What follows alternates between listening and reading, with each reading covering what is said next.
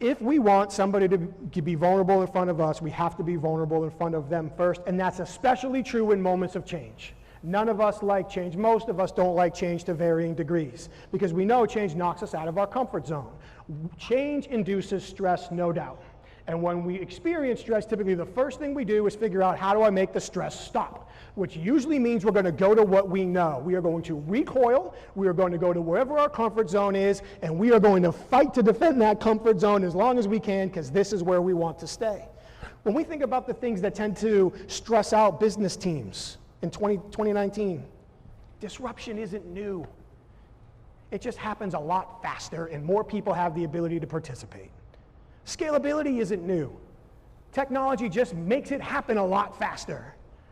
Unfortunately, how our brains are wired isn't new. And for most of us, our brains aren't wired to keep up with the speed of change and the speed of disruption and how we need to constantly adapt and overcome. Most of us aren't wired that way. So when we experience change, maybe some of you are familiar with this already. When we experience change, there's a cycle we go through. Once we realize we have to change, even if we don't want to accepting it. You guys have any guesses on what that change cycle mirrors identically? Grief.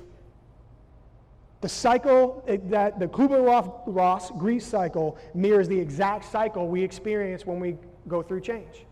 Now here's something that might be worth thinking about. When that grief cycle was first identified, it was not identified to explain what people go through when they find out they're losing a loved one. The research in that cycle was identified to explain what people feel like when they're given a terminal diagnosis. So if you stop and think about it, when we realize that we're being forced into a change we don't want, we react the same way as we would if we were told we were dying. That sounds a little melodramatic to me, but it's true. So if we want to help people through any change process, us being vulnerable is going to be a very important piece at the front end of it. It's also important to remember that as leaders, we go through the change cycle before our people do. And here's where one of the biggest disconnects tends to happen. Change comes down to us, we don't really like it, but we're going to embrace it, we're going to see our way through it. We typically tell our team right when we get to the end of the cycle. So we get to the end of the cycle, then we put our team at the beginning of the cycle, and then we look at them and wonder why they won't accept it. Because they haven't gone through the internalization process that we've already gone to. And when we stop and think about why people shut down, let me ask you this. What do you think is the number one fear that would cause most people not to do things? The number one fear that stops most people from trying most things. What do you think that fear is?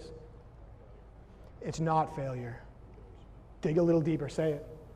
It's embarrassment. Failure wouldn't be a big deal if nobody knew we failed. And that goes for us. We had a couple conversations earlier over at the Fillmore. Several of us all agreed we're our own biggest critic. If I didn't have to look myself in the mirror and say, well, that should have gone better, then the learning lessons wouldn't hurt so much. Embarrassment is the number one fear that will stop most people from doing most things. You want to help somebody accept a new idea, integrate into a new team, a new process, a new pivot. When the sixth wave for Harvard is finally announced, get ready for the sixth wave. We have to help them avoid feeling embarrassed and protect their self-image. If you can help them align the new direction with their self-image, you have conquered 85% of the battle.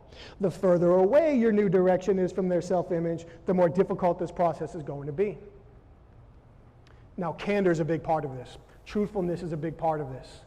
Let me ask you, what do you think is the number one reason that will cause most adults to lie most of the time?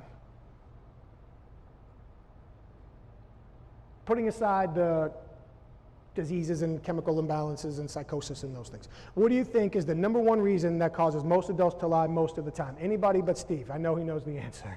Fear. Of what? Consequences. And those consequences can be real or perceived. It doesn't have to be losing my job. It doesn't have to be going to jail. It can be fear of being embarrassed, fear of being judged, fear of not being included in the team next time, fear that because I dropped the ball on this one, even though I gave it my best effort, that you won't come to me the next time I want to take advantage of an opportunity. Here's something that we all need to stop and realize right now, and this might be the single biggest benefit that I ever got from my career in interview and interrogation. Once I realized this, how I handle conflict, how I work with teams, and how I navigate tough situations changed entirely.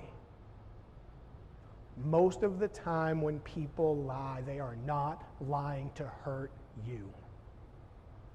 They are lying to protect themselves.